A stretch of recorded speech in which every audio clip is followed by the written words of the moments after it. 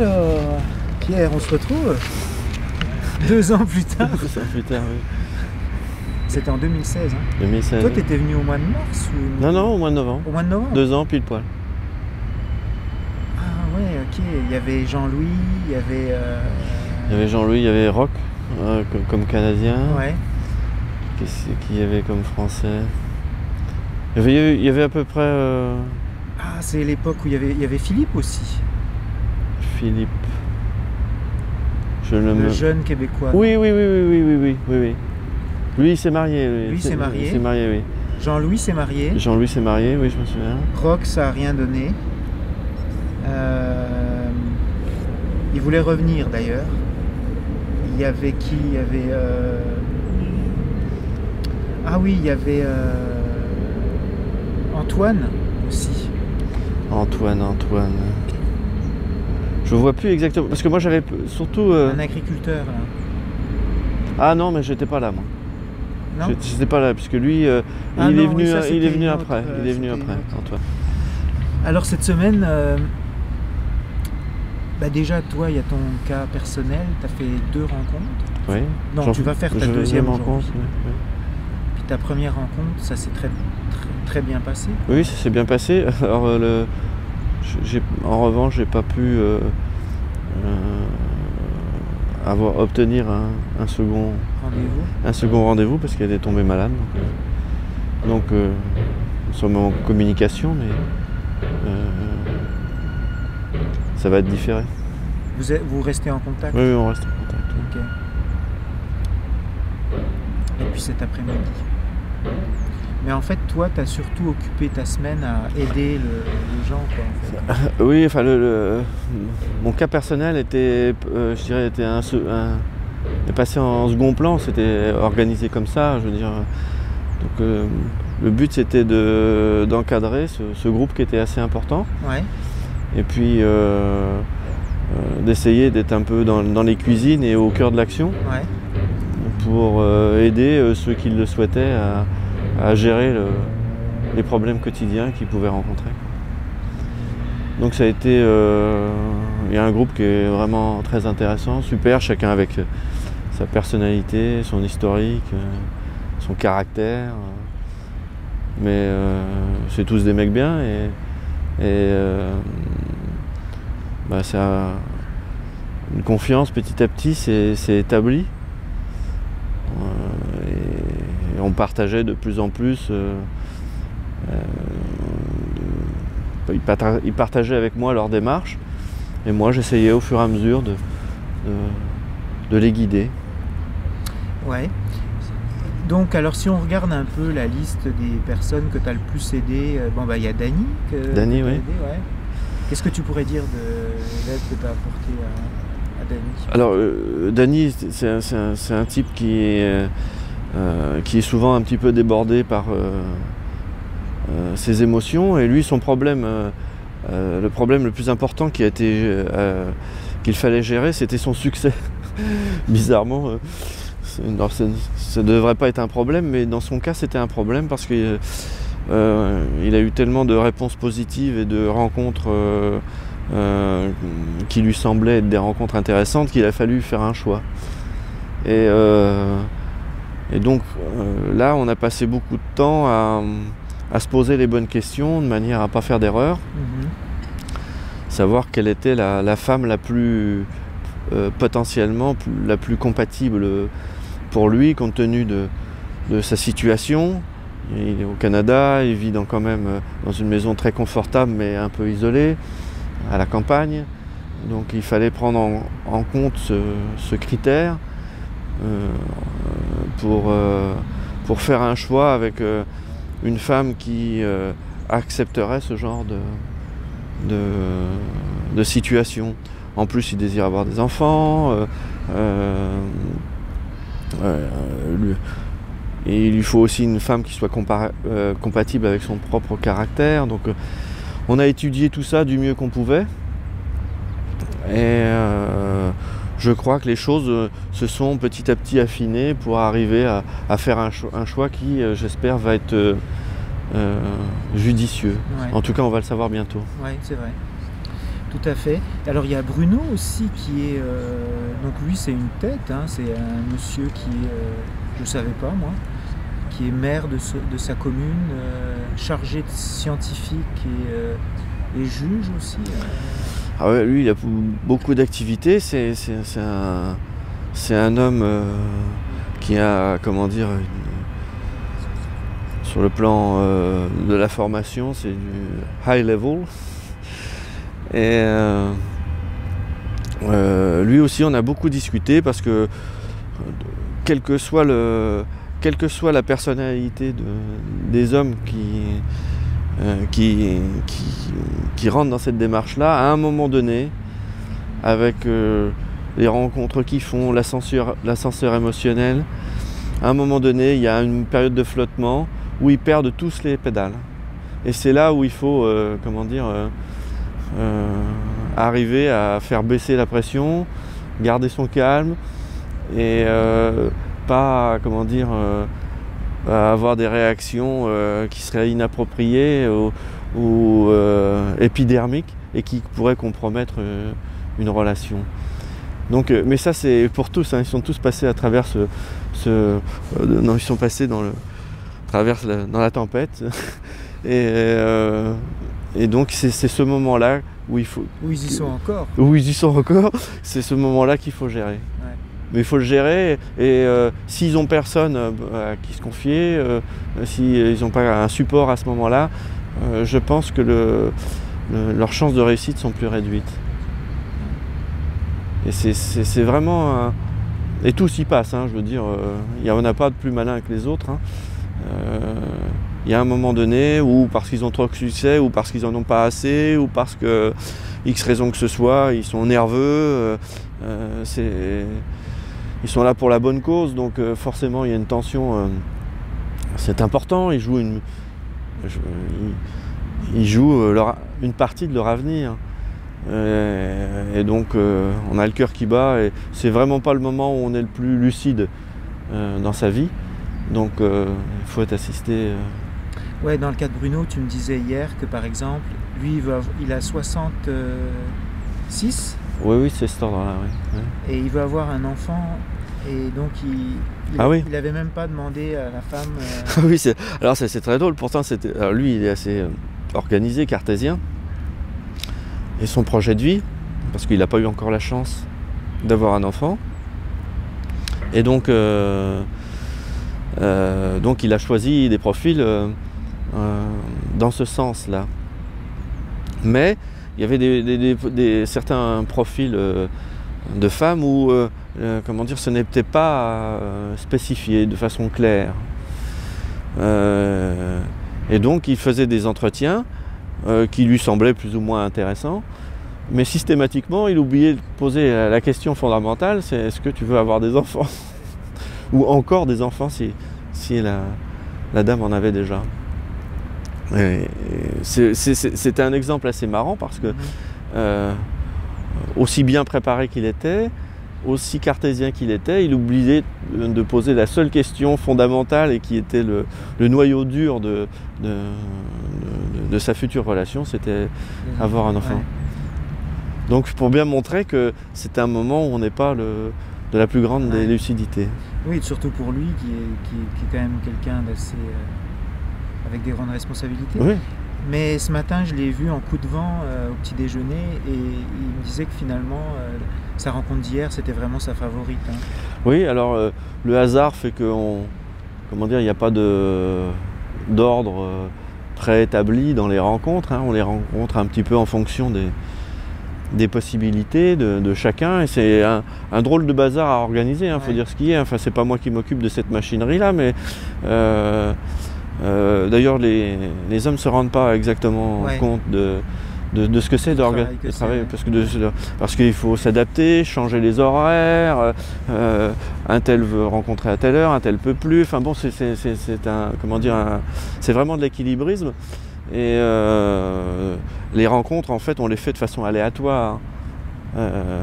Donc on ne rencontre pas forcément son profil favori au début ou à la fin. Donc il faut s'adapter. L'adaptation c'est comme dans la vie, si on veut survivre, il faut s'adapter. Et donc l'adaptation est une qualité qu'il faut apprendre assez vite à maîtriser. C'est tout à fait vrai ce que tu dis. Ouais.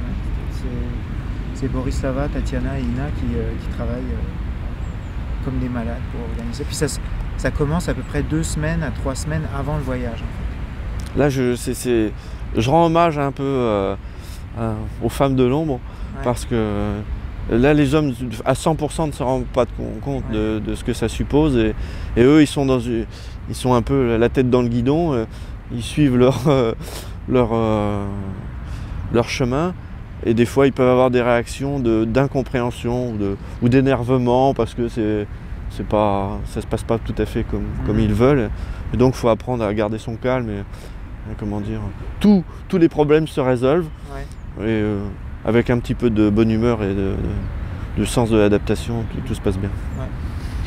Il y a Bruno, il y a Gianni, il y a... Est-ce que tu as parlé un peu avec Michel aussi? Oui, Michel, oui. Qui faisait son 2e voyage aussi? Alors, Michel, oui, on s'entend très bien. Lui a, comment dire, m'a moins sollicité. Ouais. Mais c'est son choix, et donc je veux dire, c'est pas une obligation. Ouais, mais il y a une journée, je me souviens, toute la journée, tu as commencé le matin avec Bruno, après avec Dany. Oui, il y a une journée là où ils m'ont mis au boulot. Ouais. Et, jusqu'au soir. Jusqu'au soir, là, j'ai pas pu sortir de l'hôtel. T'as fait le consultant. Je fais le consultant. Ma chambre, c'était l'open bar. Ouais. Et mais c'était un plaisir de faire ça. Parce que... T'aimes ça en fait, hein, j'ai l'impression. Est-ce que ça ressemble un peu avec le fait de s'occuper des chevaux, ou moi je me suis posé la question. T'es dans le facteur vivant, quoi. Ouais, oui, d'abord c'est de l'humain, donc c'est très intéressant. Ouais. Et quand les hommes quand on a un lien assez fort avec ces gaillards-là, on le fait avec d'autant plus de plaisir. Ouais. Mais c'est un petit peu comme une équipe de Formule 1, si tu veux. Il y a ceux qui aiment bien piloter. On pourrait considérer que tu es un peu le pilote. Ouais. Puis il y a ceux qui serrent les boulons derrière. Alors il y a toute une équipe. Il y a celui qui s'occupe du moteur, celui qui s'occupe des pneus, et celui qui s'occupe de public relations. Et chacun a son rôle là-dedans. Moi, j'aime bien la mécanique. J'aime bien avoir les mains dans le cambouis. Okay. Et ça me fait... c'est mon truc. Ah bah oui, ton père était... Mon père est mécanicien. Ouais, c'est vrai. Mais c'est vrai que tu m'as vraiment beaucoup aidé, parce que moi, j'avais pas beaucoup de disponibilité cette semaine. Et tu m'as vraiment... Et c'est un job un peu à temps plein, hein, parce que... bon, toi, tu as des vidéos à faire avec l'organisation, ton autre job parallèle, enfin bon, nos hommes qui voyagent, ils sont comment dire, ils ont besoin de temps, hein. En fait, ça prendrait quelqu'un comme toi. Hugo, il avait fait la même chose que toi sur le voyage cet été. C'est-à-dire qu'il organisait tous les jours, il faisait des activités pour le groupe. Et j'avais beaucoup aimé ça. Il organisait des marches. Donc, il disait, les gars, on se rencontre à 10h ce matin, on va faire une marche. Puis il emmenait le groupe marcher. Toi, tu as fait un peu la même chose. Et c'est vrai que ça apporte... On a moins marché, hein. On a plus picolé que... c'est une version moins sportive. Et Steve, tu l'as moins vu, par exemple, hein? Steve, il est plus non, Steve, il a un petit peu vers la fin, un petit peu plus vers la fin, mais oui, il a mené sa barque, et ça a l'air de bien marcher d'ailleurs pour lui. Oui, ça marche bien pour lui. Trop bien même, peut-être. Et lui, il est venu, il était concentré. Mais il est intelligent, hein, dans sa façon de fonctionner. Il est vraiment orienté vers son objectif. Tout ce qui l'écarte de son objectif, il reste droit dans ses... Comme là ce soir, il est avec Elena, mais il a déjà fait son choix sur une autre, de Khmelnytsky. D'ailleurs, Khmelnytsky a fait un carton sur ce voyage. D'accord. On a beaucoup de... Et il entretient en fait ses secondes rencontres. Il a 4 femmes avec lesquelles il est intéressé. Il est très, très, très organisé. Qui d'autre il y avait? Alors Roland, qui est arrivé... Roland, il vient d'arriver. Enfin, il est arrivé le 6, donc... Alors ça, c'est l'exemple d'un homme qui s'est inscrit avec toi, avec lequel tu as établi un contact. Et avec moi, c'est plus difficile. Parce que moi, c'est ce qu'on disait, il y a des hommes qui se sentent plus proches de toi, et il y en a qui se sentent plus proches de moi. Hein, c'est ça? Oui, clairement, d'abord toi tu as une exposition médiatique importante, hein, Ouais.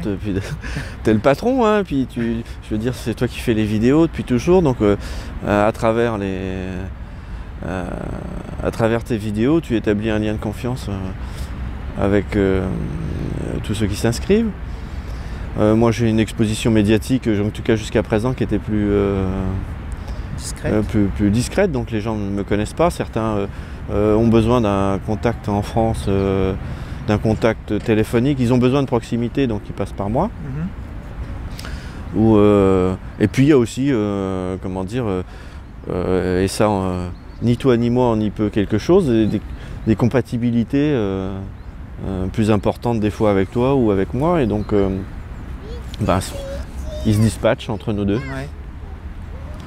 Ouais, parce que c'est difficile à expliquer. Comment expliquer que Roland, par exemple, se sent beaucoup plus proche de toi? Je pense que c'est une question de caractère. En plus, vous êtes voisins, pratiquement. Enfin, voisins, il est dans la région, il est dans le Morbihan, lui. Ouais. On est pas très loin. Et puis surtout, je crois, c'est un homme qui est issu de la terre, du milieu agricole, donc, que je connais très bien. Donc ça crée tout de suite des liens et un rapport de confiance, je crois que c'est ça. Puis il a un caractère aussi un petit peu impulsif, qui à mon avis pas compatible tout à fait avec le tien. Ouais. Donc parce que tu peux... vous pouvez être... C'est un peu... deux charges positives qui se... Le plus et le plus, ça s'éloigne, ou le moins et le moins, ça s'éloigne. Il faut que ça soit Pourtant, plus... on est tous les deux des scorpions. Tu disais que Oui, c'est vrai. on avait des traits de caractère. Oui, on a des traits de caractère. Moi, je me mets assez facilement dans ton cerveau, dans le cerveau des gens en général, mais c'est assez facile pour moi de comprendre un peu comment chacun fonctionne. Ouais. Puis tu vois, il y a Antonio, alors là, qui a fait le fou sur YouTube, sur la vidéo. Ben moi, c'est le genre de personnalité que j'aime beaucoup, en fait. C'est pour ça que je l'ai invité ce soir. C'est vrai qu'il peut être... Des fois, il va trop loin, et il faut le contrôler, mais c'est le genre de personne qui apporte son originalité. Son originalité à un groupe. Ça donne une touche, une couleur, je trouve. Ah, mais il fait l'arc-en-ciel lui-même, hein, Ouais. c'est pas... Alors il y avait Yacine aussi que... Yacine, oui. Moi j'ai bien aimé Yacine, j'ai beaucoup parlé avec lui pendant la visite à Kiev. Ouais. Très gentil, très sympa. Il mérite de rencontrer une femme. Je l'ai beaucoup apprécié. C'est toujours comme ça, sur un groupe, il y a des gens avec qui je me rapproche, puis il y en a d'autres avec qui c'est moins. C'est dans la logique des choses, hein, Ouais, je veux dire. aussi, hein. Oui, bon, moi je suis assez open, hein, mais je suis pas... je veux dire, l'intensité du lien, il varie en fonction des individus, hein, donc... globalement, on avait un groupe assez soudé, il y en avait assez peu qui étaient à la marge du groupe, quelques-uns quand même. Bah, Pierrot qui est réapparu ce matin au petit déjeuner. Oui, alors Il a disparu. oui. Il est un petit peu difficile à suivre, mais Difficile bon. à suivre, ouais. Voilà. Donc une bonne semaine. Ouais, une bonne semaine. Vraiment, c'était un vrai plaisir de travailler avec eux. Et comme disait Patrick dans le live, peut-être que tu vas revenir dans 2 ans et puis là tu feras 4 rencontres. Ouais, absolument. J'avais bien aimé l'humour de Patrick. Mais... Tout à fait. Ok, bah je te souhaite bonne chance pour ta rencontre cet après-midi. Ouais. On va voir ça. On se retrouve ce soir. Salsa. Pour la salsa au banquet. La salsa.